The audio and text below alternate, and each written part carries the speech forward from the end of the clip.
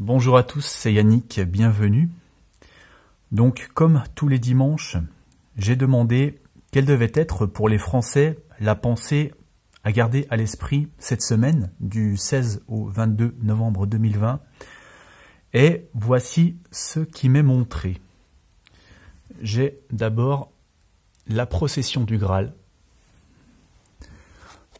Et avec ça, j'ai un 8 de pierre. Alors, ça me dit plusieurs choses tout ça. La procession du Graal, c'est-à-dire que c'est l'équivalent de la carte du monde. Donc là, on nous dit qu'il y aurait une sorte d'aboutissement d'un cycle. C'est l'interprétation généralement traditionnelle. On voit plus ça souvent comme un cycle un petit peu triomphal qui finit en apothéose. Mais moi, ce n'est pas vraiment ce que ça m'inspire. Là, je dirais qu'on nous parle plus d'une sorte de plateau. C'est un petit peu le mot qui ressort quand je vois cette carte, c'est plateau. C'est-à-dire, pour vous donner une image, c'est comme si on était sur un cercle, et qu'on était, alors peut-être pour les uns tout en haut, et peut-être pour les autres tout en bas. Donc on a un petit peu un sentiment de platitude, comment dire, d'équilibre. C'est un petit peu avec l'image qu'on a ici, justement, avec cet arc ici. Donc c'est un petit peu comme si on était tout en haut ici, ou alors tout en bas. Ça dépend selon les uns ou les autres.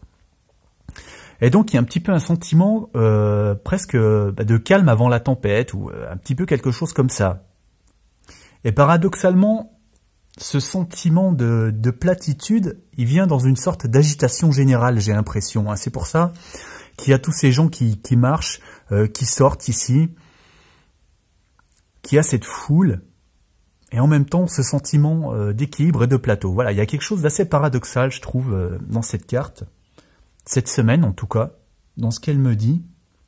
Alors cette carte, elle évoque aussi d'une certaine manière le monde, l'international justement, puisque c'est dans le tarot son nom, et en plus là on voit qu'il y a des gens de toutes les origines, de tous les pays. On voit même une image du drapeau de l'Union européenne. Donc voilà, il y a quelque chose aussi de mondial, d'une résonance mondiale qui vient en plus. Et alors là, justement, souvent je vois l'image de la France ici, avec la forme de la ramure des arbres ici, qui rappelle un petit peu un coin de la France comme ça. Donc elle vient vraiment en contraste en fait. Ces cartes, elles sont vraiment très contrastées, puisque en plus ici vous aviez la foule qui s'agite, et là sur cette carte on a l'ermite. On a donc l'opposé, la personne qui s'est retirée, qui s'est sortie de la foule. Là on est plutôt dans la ville, là on est dans la forêt. Là c'est plus le silence. Et cette carte, je dirais que son principal enseignement, c'est justement de tirer les enseignements des choses qu'on vient de traverser. Du passé, c'est de être honnête aussi. Elle nous parle beaucoup d'honnêteté, cette carte, sur tout ce qu'on a pu voir, sur les erreurs qu'on a pu faire aussi. Voilà, il y a vraiment la notion d'apprendre, de calme, de retrait, de prise de distance, de discernement, d'apprentissage, d'honnêteté, à la fois envers les autres et envers soi-même. Donc si je devais un petit peu résumer là ces deux cartes, ce qu'elles nous disent ensemble, en une phrase, ce serait les agitations du monde sont éphémères, préférez-y le silence de la vérité.